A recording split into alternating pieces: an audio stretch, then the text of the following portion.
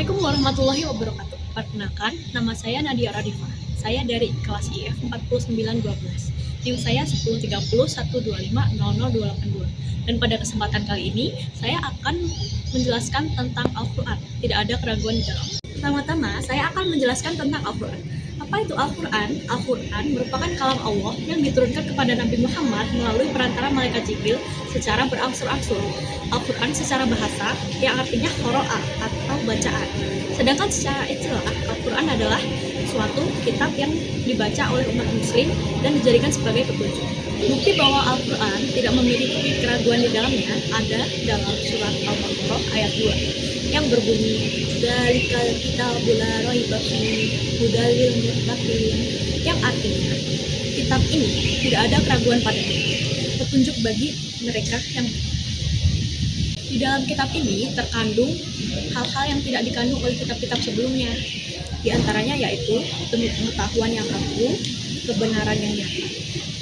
Tidak ada keraguan di dalam seluruh aspeknya, menepis segala syak wasangka, menghadirkan keyakinan yang kuat, serta membawa petunjuk yang jelas.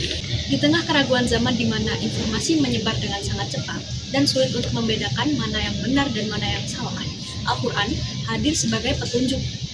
Al-Quran berperan sebagai sumber hikmah yang dapat membimbing manusia dalam menyaring informasi, menjaga etika bermedia, dan memperkuat nilai-nilai spiritual di tengah gempuran teknologi. Kemurnian Al-Quran terjaga hingga saat ini. Dari sejak diturunkannya kepada Nabi Muhammad SAW, Al-Quran telah menerima banyak penistaan dari orang-orang kafir. Di antara mereka, bahkan ada yang melakukan aksi pembakaran mushaf Al-Quran. Pada akhirnya, kemuliaan dan kemukjizatan Al-Quran tidak memiliki tandingan. Sekalipun para pembencinya melakukan pemusnahan Al-Quran, penjagaan akan kemurniannya dijamin langsung oleh Allah Subhanahu wa Ta'ala. Hal ini dikatakan langsung dalam surat Al-Hijr ayat 9 yang berbunyi, sesungguhnya kamilah yang menurunkan Al-Quran dan pasti kami pula yang memeliharanya. Kita dapat berperan dalam menjaga kemurnian yang ada dalam Al-Quran dengan cara membaca, menghafal, mentadaburi, serta mengamalkan isi kandungannya. Al-Quran memiliki keindahan yang tidak terkandung karena Al-Quran merupakan kalam Allah yang penciptaannya tidak tercemar oleh manusia. Al-Quran dipandang sebagai wahyu ilahi yang mengungkapkan kekuasaan dan kebenaran Allah Subhanahu wa Ta'ala kepada umat manusia. Al-Quran menjadi bukti ketinggian kenabian Nabi Muhammad SAW dan manifestasi kekuasaan Allah Subhanahu wa Ta'ala.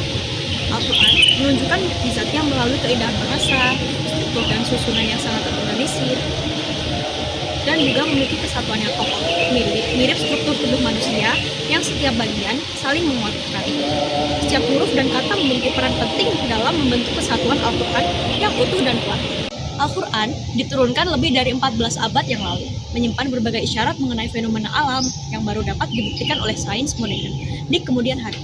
Keberadaan berbagai fakta ilmiah dalam Al-Quran ini menjadi salah satu bukti keagungan dan kebenarannya, menunjukkan bahwa informasi tersebut berasal dari Sang Pencipta alam semesta.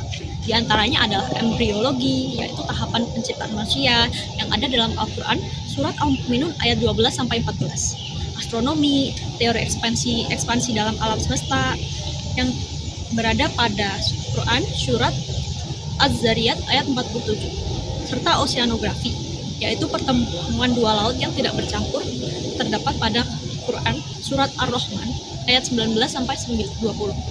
Untuk siapa petunjuk Al-Quran itu? Al-Quran diibaratkan seperti cahaya yang menyinari semua orang, tapi hanya mereka yang membuka mata atau orang-orang yang bertakwa yang akan mendapatkan manfaat dari petunjuknya. Orang yang sombong atau menutup hati tidak akan bisa melihat kebenarannya. Jika kita yakin Al-Quran adalah kebenaran mutlak tanpa keraguan, maka kita harus menerima semua ajarannya, tidak hanya membaca, tapi merenungkan maknanya, dan juga menjadikannya sebagai satu-satunya pedoman dalam aspek kehidupan. Jadi intinya adalah Al-Quran secara tegas mengklaim dirinya bebas dari keraguan yang dibuktikan dalam Al-Quran surat Al-Baqarah ayat 2 yang berbunyi la raiba. Klaim ini bukanlah klaim kosong, tapi didukung oleh bukti kuat, yaitu potensitas sejarah, mukjizat bahasa, konsistensi internal, dan keajaiban ilmiah.